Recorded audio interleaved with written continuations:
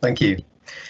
So my name's Alex Price. I'm a scientist, I'm a campaigner, and today I'm representing the Green candidates for Buckingham East.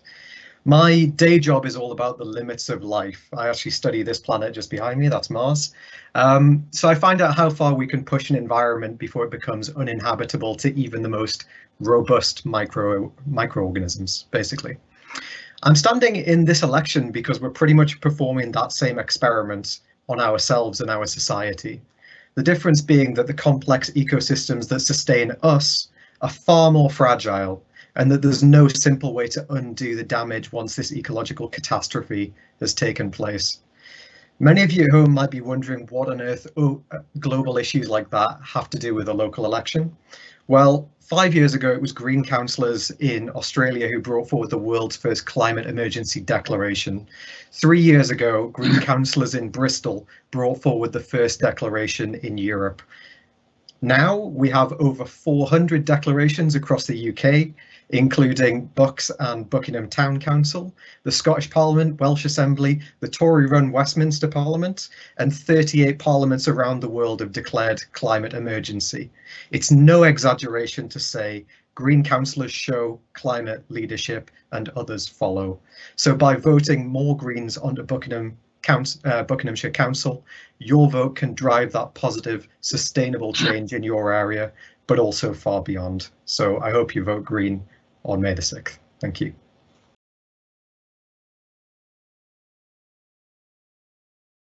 I'm so glad this question is top of the bill because ecological and climate issues have been sidelined for far too long in our political discourse. And people really do care about their environment and the natural world when they know it's under threat.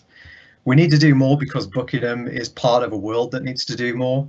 It's really easy to feel like local efforts here mean very little in the great scheme of things, but actually it's at this local level that we can have the most direct impact in this global fight. It's the action of councils that can protect biodiversity hotspots and promote the creation of new ones, rebuilding depleted ecosystems. It's the policies of councils that can shift short journeys away from cars to buses, to bikes and footpaths. It was English councils that led the way on the climate emergency declarations, which have been picked up in 38 countries around the world. 53 councils, including nearby Milton Keynes, Herts and Oxford, have pledged to reduce their own emissions to net zero by 2030 and their wider area by 2045. That's years and decades ahead of what Bucks Council is currently planning. We need to do this holistically. We need to protect existing habitats, the mature forest and other niches for biodiversity, as well as planting lots and lots of new trees to trap carbon, and to encourage rewilding based on the grants that have been promised from central government as well. And then to help that drive towards net zero, we need to support local renewable energy projects. We need to demand modern and accessible public transport systems. We need to expand insulation programs, and we need to champion local businesses that are leading on climate. You have 20 seconds remaining. Thank you. All of those things empower our local residents to make sustainable choices in transport, energy, and in retail as well. So by acting now, we can actually create thousands of green jobs during this transition. It can be an opportunity to make our society better.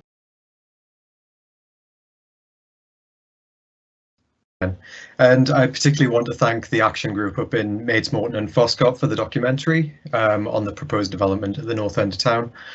So I think that documentary, and I advise everyone to watch it if you haven't seen it already, raised a number of issues about the way that development is being handled by the current council. First among which was the lack of transparency. In that instance, it was in marking that development as suitable prior to contrary to a prior assessment.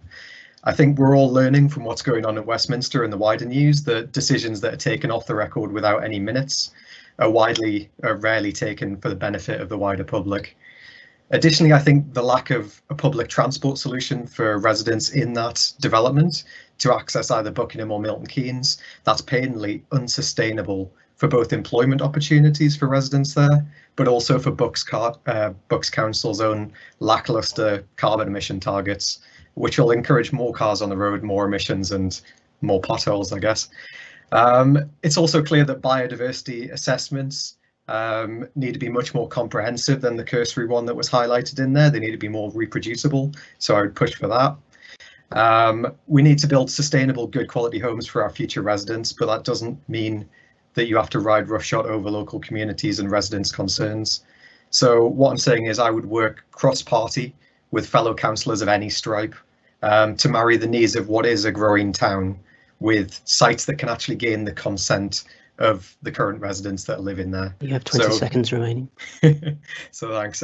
So yeah, basically transparency, particularly improved biodiversity assessments, and more public transport, basically. Thank you.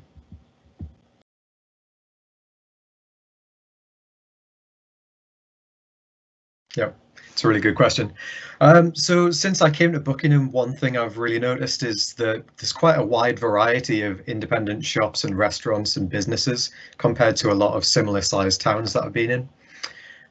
So the last year has obviously been really brutal on small businesses, but I've also seen how people here really value the local economy that we've got and that they'll support it given the chance. So the question becomes, how do we nurture that local pride and create an even more vibrant, livable and ultimately sustainable town? I think we really need to look at transport because there's a bus or sometimes two a day to a lot of the outlying villages like Akeley and Thornborough and Gorcart. So I don't think it's any wonder that there's so much pressure on the roads at the moment when the only option to get to and from town from villages is actually to get in the car.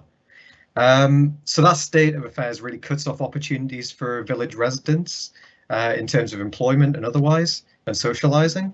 It discourages younger people from moving into the villages, and it exacerbates the demographic challenges that we actually have in rural communities.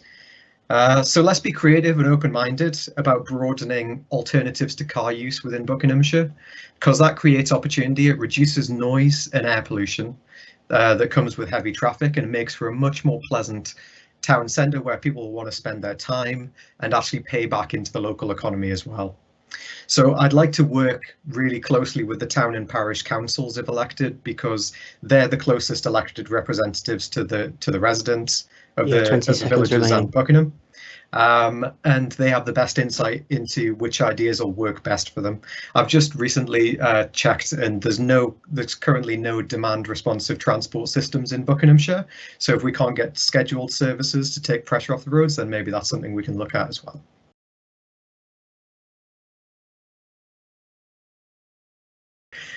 So I've got a lot of sympathy with what Costa said about the idea that we really need to keep party tribalism out of local politics. I don't think it helps anyone when councillors are whipped to vote with a party line rather than to directly represent the residents that elected them. You might not know this if you're watching at home, but the Green Party has no such system. We don't whip councillors, we don't tell them how to vote. Our councillors are basically independents, but we share a set of green values, and we're allowed to vote with our conscience where they differ from others, even within our own party. So the reason we all stand as Greens rather than independents, and why I'm standing as a Green, is that we share that common purpose. We all believe in clean air, unpolluted waterways, renewable energy, economic, social and climate justice. We believe that those things lie at the heart of a better future for our local areas. I know that there's candidates across the panel who share in those sentiments. I've seen it in the election campaign so far. It's the reason that quite often Greens on the doorstep will hear, "I'd love to vote Green, I just don't want X to get in." That's an indictment of how our political system works at the moment, but it's changing regardless of that, because Greens run Brighton and Hove. We're in administration in 17 other councils now, with the main opposition party on dozens of councils run by Labour, Conservatives and Lib Dems. We hold seats on over 120 councils across England alone, and each one of those is an independent voice pushing forward that vision of a sustainable future. So what I'm saying to you today is that if you want green policies voiced on the council, if you want them pushed in that direction, vote for Green candidates.